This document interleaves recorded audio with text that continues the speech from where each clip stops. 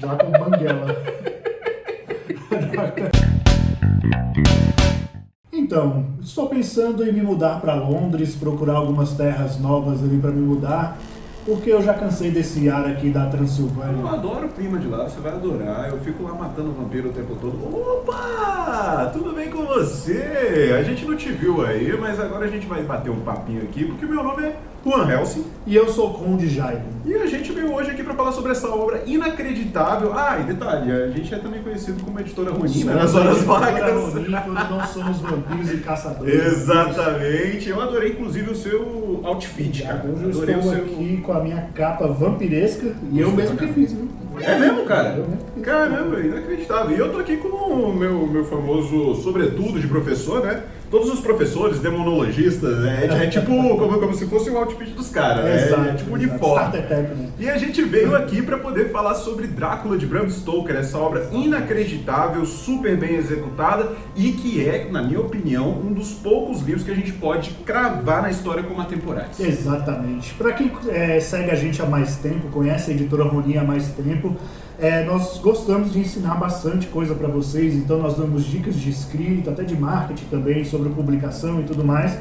E aí a gente quis trazer esse nosso lado para o YouTube, porque o YouTube é um espaço que nos permite mais tempo, né? De dissecar mais, falar mais sobre as coisas. E aí a gente quis trazer meio que esse quadro para vocês aqui, né? Falando sobre obras que, primeiramente, nós adoramos e ensinar para vocês o que torna elas tão boas assim, do que esses autores fizeram para essas obras fazerem tanto sucesso assim, né? Exatamente. Então a gente vai falar tanto sobre aspecto técnico, quanto também sobre os aspectos que deixaram o coraçãozinho da gente quentinho, que fizeram com que a gente amasse essa obra aqui. Então vamos lá? Vamos lá.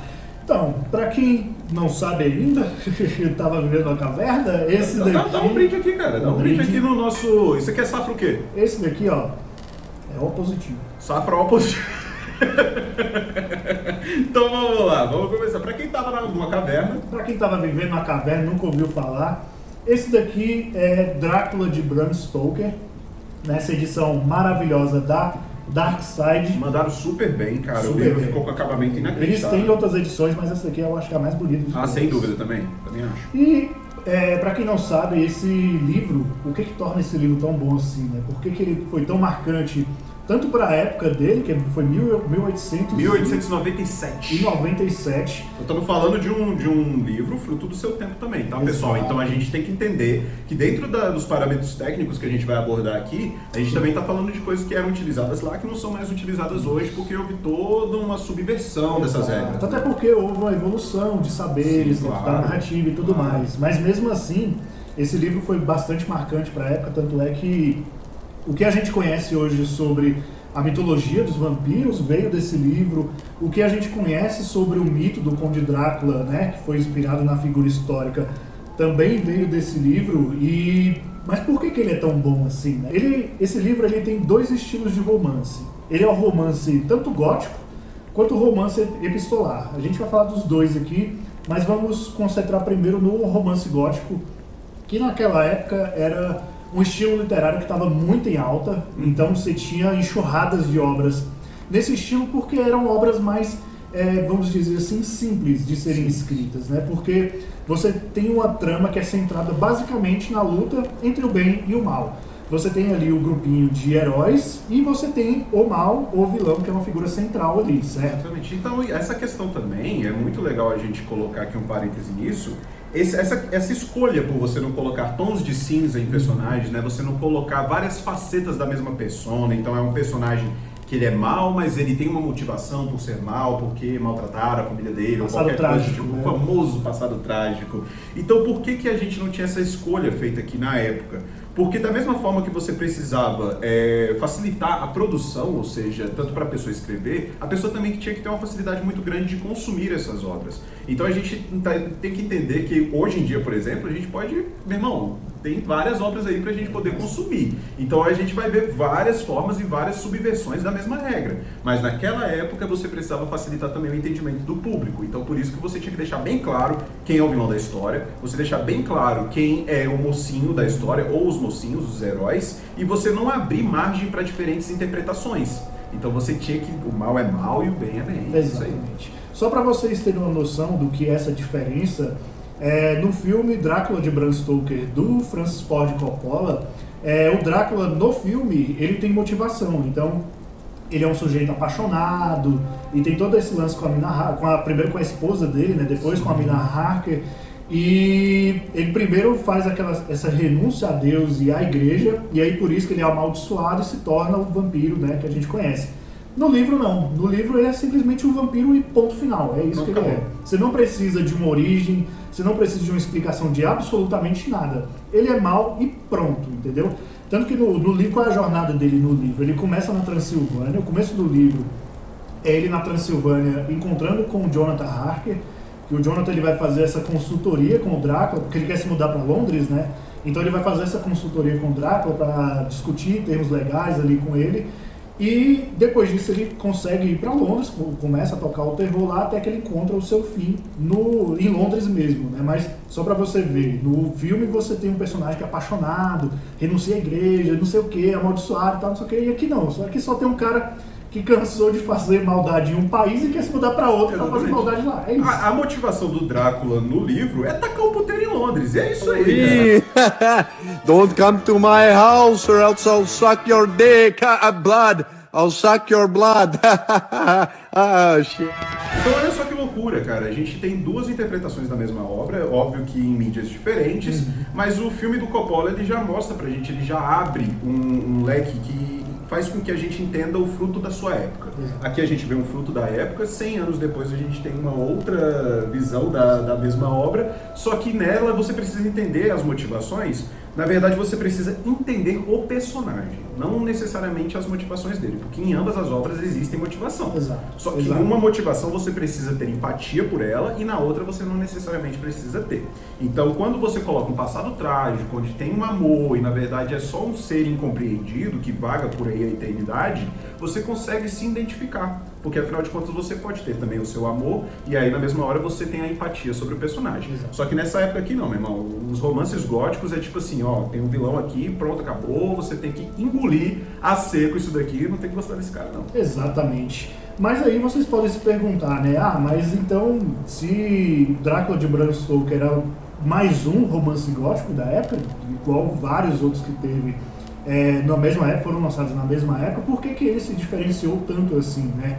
Eu acho que a primeira coisa foi pelo estilo de escrita dele. Como eu falei, ele é dois tipos de romance. É o romance gótico, que foi isso que a gente falou para vocês agora, e o romance epistolar. Para quem não sabe, o que é o romance epistolar é quando você tem um tipo de escrita que ela é basicamente narrada em trechos de jornais, diários, cartas, relatos. Aqui a maior parte eu acho que vai em diários, né? Mas você tem os trechos de jornais, você tem até o trecho do diário de bordo, da passagem ali no navio também. Os telegramas. E isso, para aquela época principalmente, né? Lembrando que era 1897, era uma época que você não tinha tanto acesso à informação assim. Então se você pega uma obra dessa, sobre onde está escrito basicamente em trechos de supostos diários, e você está falando de um monstro que vive na Europa, e esse monstro suga o sangue das pessoas e tudo mais, você começa a criar um ar meio que de lenda urbana sobre a coisa. Porque você fica naquela, né? Mas e se isso for verdade? Exato. Fica um pouco daquela coisa do que foi a época de lançamento da Bruxa de Blair, por exemplo, né? Que é o famoso found footage. Found né? footage, porque aí você tem, será que isso for verdade? E se na Bruxa de Blair, se essas filmagens aqui forem de fato aconteceram? Exato. Mesma coisa que, e se todos esses relatos de diário forem de pessoas reais que vivenciaram? Então, ao invés do found footage, esse aqui seria um founding letters. Tá ligado? Então, tipo, é basicamente isso, porque dá mesmo essa sensação de que, na verdade, você foi uma pessoa que encontrou todos aqueles relatos e você tá lendo um por um. Então, quem faz isso também brilhantemente é o H.P. Lovecraft, né? Faz isso em várias das obras dele, de você tem um personagem, que esse personagem encontra diários, encontra relatos, encontra revistas, e aí sim você consegue montar esse romance. Eu acho que pra gente entender melhor a forma epistolar de você contar uma história, a narrativa epistolar, também a gente entender as outras narrativas que a gente tem. Então, assim, a gente pode falar aqui de duas, né, que são as mais utilizadas hoje em dia em livros de ficção. A gente tem a visão, a narrativa em primeira pessoa, e a gente tem a visão em terceira pessoa. A visão em primeira pessoa, o que seria a primeira pessoa? A primeira pessoa é o eu. Você vem pra dentro, né? Você meio que narraria a história. Então é aquela história que é narrada pelo ponto de vista de um personagem.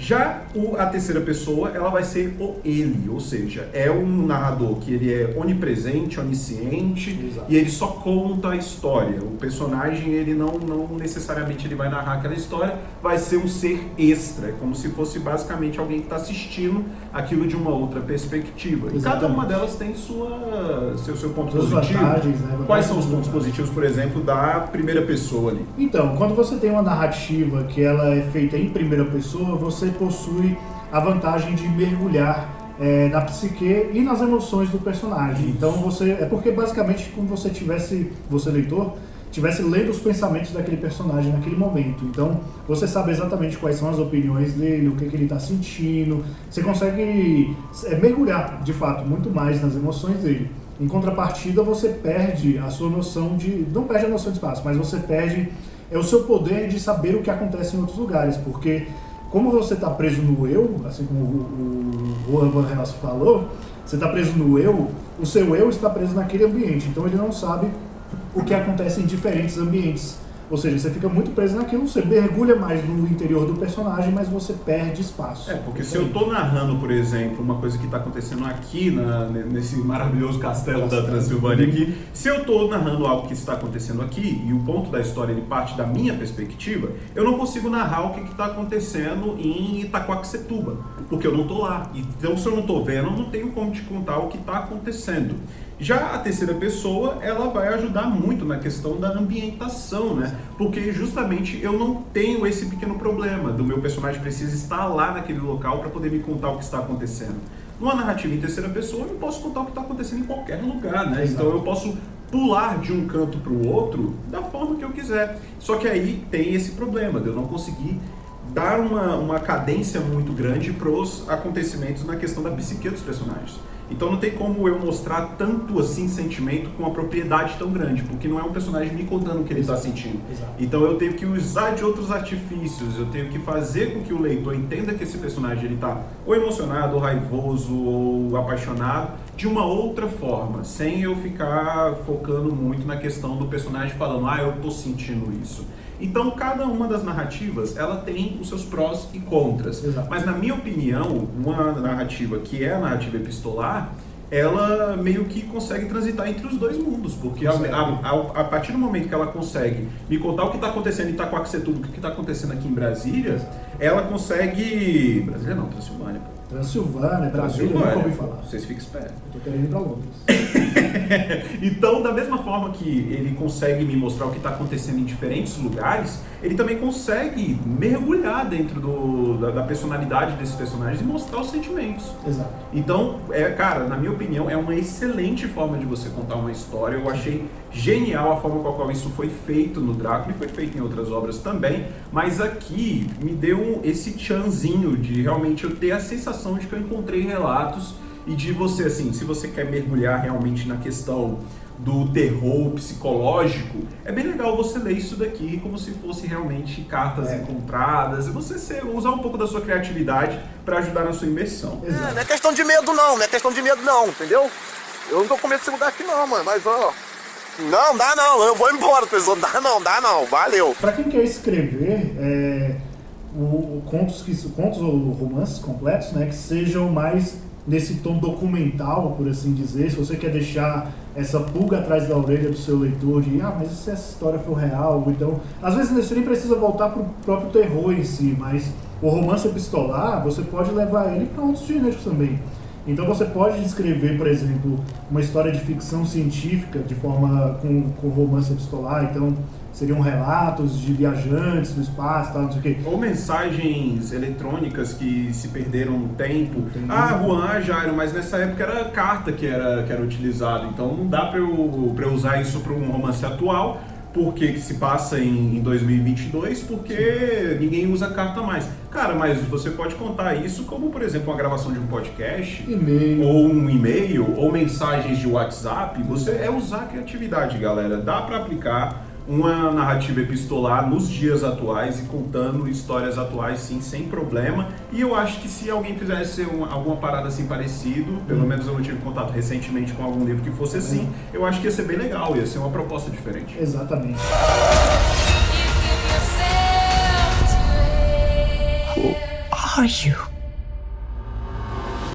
Eu acho que a gente pode falar um pouco sobre o vilão, né? O homem que dá o título à obra. Vamos falar do homem. Vamos falar do homem. Eu acredito muito que o Bram Stoker ele conseguiu trazer todo esse ar tão poderoso assim para o personagem dele. Primeiro, a gente já tinha obras sobre vampiros antes do Drácula de Bram Stoker, mas eram obras que ainda eram muito rasas. O Bram Stoker ele conseguiu trazer uma mitologia mais certeira e muito mais crível, por assim dizer. Assim como a gente falou, como ele é um romance gótico, então ele preza muito pelo bem e o mal. E aí quando você pega a figura do Drácula, que é o mal encarnado, então ele reage ao símbolo da cruz, ele não pode sair ao sol porque é uma criatura amaldiçoada e tudo mais. Só entra no lugar se ele for convidado. Se ele for convidado. Todos esses mitos, até o próprio alho, né, é guirlanda de alho, tudo isso foi estabelecido aqui. Estabelecido exatamente aqui. Então quando você cria essa figura tão maligna, assim, tão cheia de regras e outros simbolismos, porque o que o Drácula que carece de uma construção, por assim dizer, construção de personagem, ele entrega em outros meios, outros detalhes. Então você tem regras que precisam ser seguidas, ele não pode entrar numa casa se não for convidado, se enfiar a estaca no peito ele morre, tem que arrancar a cabeça, tem que fazer os dois, né? Tem que enfiar uma estaca no coração, exato, arrancar a cabeça e encher a boca de alho. E encher a boca de alho, exatamente. E ainda tem um lance, porque assim, aí tem outras coisas que foram criadas com o tempo também, né? Porque a gente tem essa figura do Drácula que dorme num caixão, né? O caixão, bonitinho lá, ele dorme lá dentro. No livro, é mais ou menos assim, porque no livro, na verdade, ele tem que dormir... É mais um caixote, né? É um caixote, e os caixotes têm que ter terra da Transilvânia. De areia. De areia da Transilvânia. Então ele dorme na terra da terra dele, né? Da terra natal dele. Muito louco, né? Isso é umas regras muito fodas. Umas regras muito malucas. Ele, no começo do livro, quando ele consegue fazer essa mudança, né? Da Transilvânia para Londres, ele leva lá dezenas de caixas de areia da terra dele. E engraçado que, inclusive, tem um relato acho que é do capitão do navio, né, que ele fala que estranho, que foi um pedido que fizeram para levar dezenas de caixas de pura terra para Londres, e não tinha nada dessa terra, e tudo, tem todo esse arco dentro do barco, é muito interessante, do navio. A gente não vai entrar na questão dos spoilers aqui nesse vídeo, até mesmo porque a gente quer que vocês leiam, para vocês poderem também ter propriedade, né, na interpretação de vocês. Mas assim, cara, a primeira visão que eu tive do Drácula, assim, porque óbvio, a gente consumiu o Drácula em várias mídias. Nossa, eu consumi jogos, filmes, séries, desenhos. Eu consumi em um monte de mídia antes de eu ir pro livro em si. Então eu demorei muito, cara, pra ler Drácula. Sim. E quando eu li, eu vi uma outra versão do personagem que eu vi sendo representado, apesar de ser a versão original. Exato. Eu vi uma versão que não era tão assim a versão retratada, porque o que acontece? Na minha opinião, a principal visibilidade que esse personagem tem dentro da trama é uma visibilidade animalesca, é uma persona animalesca. Então eu adoro o jeito como o Bram Stoker consegue fazer com que você sinta que todas as pessoas que não são o Drácula dentro do livro, elas se sintam presas. Então tem toda aquela questão, né, de você ter o predador e o resto tudo é presa, ninguém tá seguro em momento algum. Sim. E essa sensação de onipotência, onipresença que o Drácula tem, de parecer que ele tá em todo lugar, a todo momento, é muito foda, porque cria mesmo essa aura do suspense clássico que a gente tem. Então assim, a gente tem vários outros personagens, a gente vai entrar nesse assunto também, mas o Drácula, essa figura que o livro tem, essa aura que o livro consegue trazer de ambientação no seguro o tempo todo, isso é o que faz com que esse livro seja tão especial. Sim. Porque você tem esse ser que não somente é o vampirão que tipo tem a vida eterna e suga sangue.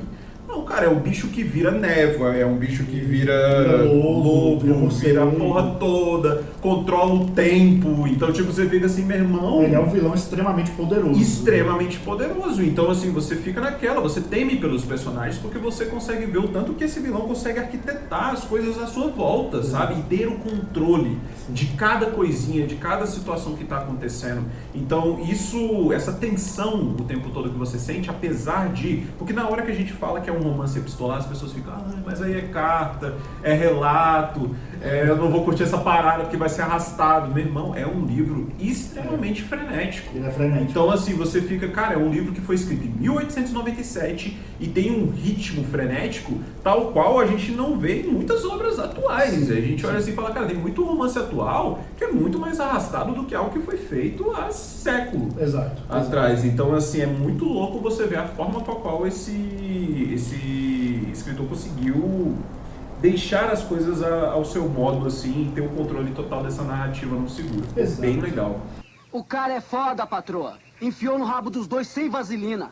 Eu acho que um outro personagem também que a gente pode falar um pouco aqui e que também pode diferir bastante do imaginário popular é o nosso queridíssimo Abraham Van Helsing, né? Tô de Van Helsing aqui, Van Helsing. Com o meu queridão sobretudo, né? O outfit de todos os professores. Então, assim, tirando aquela galera que é mais aficionada por terror, que aí de fato vai conhecer quem é o Van Helsing de verdade, a maioria das pessoas, quando você fala o nome Van Helsing, automaticamente vem Hugh Jackman na cabeça, né? Eu odiaria ser um incômodo. Que aí você pensa... Porradeiro. Porradeiro. Você tem um Van Helsing super-herói que Caçador de monstros, que aí tem a ajuda da igreja, tem várias armas e não sei o que. E, cara, eu já te dou esse adianto, se você for ler esse livro esperando que o Van Helsing seja essa figura super-heróica, esquece. Tá? O Van Helsing nesse livro, ele é um personagem muito bom, eu acho que a gente já pode pontuar isso daqui, é um dos melhores personagens da obra, mas ele é completamente diferente, porque aqui ele é um homem, ele é igual, a gente já está colocando aqui, um professor, então ele é um estudioso de diversas áreas, e ele é uma pessoa que ele carrega o conhecimento, ele não é uma pessoa que vai para a ação, mas ele tem o conhecimento, então ele sabe tudo sobre como matar vampiros, ele sabe como lidar com essas questões, então ele junto com o grupo de heróis da obra, né, que constitui ali a Mina Harker, o próprio Jonathan, né, que fica ali por um tempo, e toda a galera que está junto lá com eles, ele desempenha esse papel muito importante de conseguir orientar todo mundo sobre que tipo de mal eles estão enfrentando, né? Porque para todos os outros, ninguém entende o que é aquela criatura, por que ela é desse jeito, por que ele é tão forte. E aí o Van Helsing, ele vem justamente, ele funciona dentro dessa obra para dar as respostas não só para o grupo de heróis que não entendem o que está acontecendo, mas para nós leitores, principalmente os leitores da época, que não tinha essa concepção do que são os vampiros. Então, o Van Helsing vai lá e explica tanto para os leitores quanto para os heróis o que ele tem que fazer, o que o vampiro quais são as fraquezas dele, quais são as vantagens dele. Ele cumpre esse papel pra gente. E do mesmo jeito que ele vem como se fosse esse mecenas, né? Ele vem com essa figura do professor mesmo, de fato, né? Tanto que esse é o título que mais colocam a ele, né? Professor Van Helsing. Exato. Então ele vem como essa figura que vai ensinar o grupo, e cada um ali, a gente tem arquétipos de cada um dos personagens, né? Mas assim, a imensa maioria são personagens heróicos, né? Então assim, a gente tem uma figura, eu adorei a forma com a qual, apesar de ser um fruto da sua época, galera, a gente sabe que é um livro de 1897, então a gente também não pode esperar que ele seja o livro mais livre de preconceitos da história. Não, o Bram Stoker foi um homem de sua época, e a gente sabe que naquela época existiam alguns preconceitos idiotas. E um desses preconceitos é o machismo. Mas a forma com a qual ele retrata a Mina Harker aqui, eu acho muito legal. Excelente. Eu acho muito bacana, assim. Apesar da gente ver que tem alguns traços ali de tipo... Por exemplo, quando o Van Helsing vai elogiar ela, ele fala que é uma criatura com a beleza de uma mulher, mas a mente de um homem. E aí ele usa a mente de um homem como se a mente de um homem fosse brilhante, tá superior. de uma forma que a mente de uma mulher jamais seria. Então a gente vê algumas besteiras assim, mas a gente vê uma personagem que, além de muito cativante, muito carismática, é extremamente inteligente, cara. Então eu acho muito legal a forma como a mina que dá a faca e o queijo na mão. É ela que desvenda a história, é ela que sabe como que vai resolver a situação. Sem essa personagem, o conflito criado dentro da obra jamais seria resolvido. Então isso é muito legal, ver que mesmo naquela época a gente tinha um protagonismo de uma personagem feminina. Então assim, eu acho muito legal você ver que naquela época existiam sim escritores que eles prezavam por isso, apesar da gente ver que tem um tropeço ou outro ali, mas a forma com a qual essa personagem foi retratada é muito legal. E os outros também, né? Quincy Morris, o próprio Dr. Seward, o Jonathan Harker,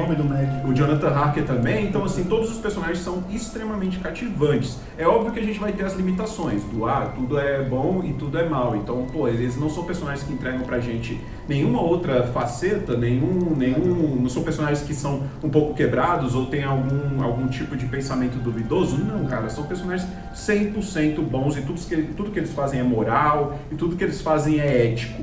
E já o Drácula é um personagem que tudo que ele faz é controverso. A gente tem que entender também que naquela época, onde o livro foi escrito, a gente tinha também essa ascensão, né, do que é puro, e o que é puro é o que vai ser admirado, e a demonização da sexualidade, de outros determinados tipos de assunto. Então, assim, é um livro que ele tem, sim, os seus preconceitos contra pessoas estrangeiras. Então, todo mundo que vem da Inglaterra é inacreditavelmente bom, é o Oso Borogodó, é muito inteligente, é muito culto. Aí não, a pessoa veio ali da Eslováquia, então é um bárbaro, é um ser que não pensa tão bem assim, tal qual os ingleses. Então tem sim essas besteiras. E tem também muito uma demonização também da própria sexualidade. A gente tem uma das coisas que transforma o Drácula e suas esposas também em vilões aqui é eles serem sedutores, é eles serem extremamente fortes, extremamente bonitos e envolventes, né? Então é muito louco como naquela época uma pessoa ser sedutora era um sinônimo de uma ruindade, né? É muito legal a gente ver essas diferenças também, a gente analisar isso e trazer isso para quando a gente for compor uma obra com um pouco mais de profundidade. A gente vê como era feito antes para a gente poder aplicar de uma forma bacana hoje em dia. I am Drácula. Então, galera, o que a gente queria mostrar para vocês com toda essa análise aqui que a gente fez sobre Drácula de Bram Stoker é mostrar para vocês que mesmo um livro que foi escrito séculos atrás, né, ele conseguiu ter uma influência gigantesca, uma influência até os dias atuais. E olha que ele foi escrito em uma época onde você ainda tinha meio que uma limitação sobre o seu conhecimento sobre narrativa, né? Sim. Porque assim, como eu falei, você ainda não tinha essa ideia, eu, na verdade até tinha, mas não era tão popular essa ideia de que o seu vilão ele tem que ser bem construído, ele tem que ter arcos de personagens, tem que ter toda aquela construção de tons de cinza, então nem todo mundo é 100% bem, nem todo mundo é 100% mal. E mesmo assim, e ainda mais porque ele lançou esse livro em uma época que romance gótico estava em alta, então era enxurrada de romance gótico todo ano, e o dele, especialmente o dele, conseguiu se destacar bastante, né? Exatamente. Com isso, nós vamos encerrando essa nossa análise aqui. Acabou o sangue. Nosso sanguinho tipo B. Vamos ter que... Era tipo B ou era tipo O? Positivo. Era O positivo. Vamos ter que ir atrás de mais vítimas ali para poder encher nosso copo. Mas, se você quer ver outras obras sendo analisadas, assim como o Drácula de Bram Stoker foi analisado, tragam pra gente, né? Então deem sugestões de outras Coloque aqui obras. nos comentários qual é o livro que você quer ver a gente falando sobre. Hoje a gente falou sobre romance epistolar, sobre Romance primeira gótico. pessoa, sobre terceira pessoa, sobre romance gótico. Então, se você quer ter uma análise do que faz um livro ser bom nos parâmetros técnicos também, não somente no sentimento que a gente tem ao ler, você coloca aqui nos comentários, compartilha esse vídeo com as pessoas que também escrevem e tudo mais e querem aprender qual a visão de uma editora sobre determinado tipo de obra. Então, comenta aqui, compartilha com essas pessoas. Ativa o sininho também. Deixa o like também, cara, que é like. muito importante, porque esse tipo de vídeo aqui dá trabalho. Então, se você quer ter esse tipo de vídeo aqui semanalmente saindo no nosso canal, curte aí, porque isso vai ajudar bastante a gente a continuar, né? Aquele incentivo, cara. Pô, fizemos um bagulho de graça pra tu aí, cara. Só vai lá, aperta o like aí e tá tudo certo. E se você não quiser que eu apareça no seu quarto pra sugar o sangue de seu pescoço, compartilhe com seus amigos, viu? E é isso, a gente se vê na semana que vem analisando o outro livro. Pode ser clássico, pode ser não ser clássico, pode ser nacional, pode ser internacional. A gente vai estar aqui semanalmente, o YouTube finalmente voltou. E é isso, cara. Obrigadão, Conde Jairo. Tamo Obrigado, junto professor. e a gente se vê. Beijo.